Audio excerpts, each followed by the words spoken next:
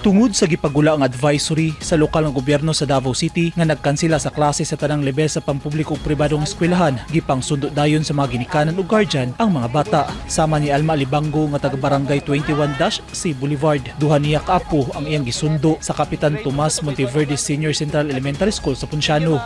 Siyempre, ang NGO active kaayo nga mag-monitor sa tungod sa panahon karon nga ang mga bata masipti.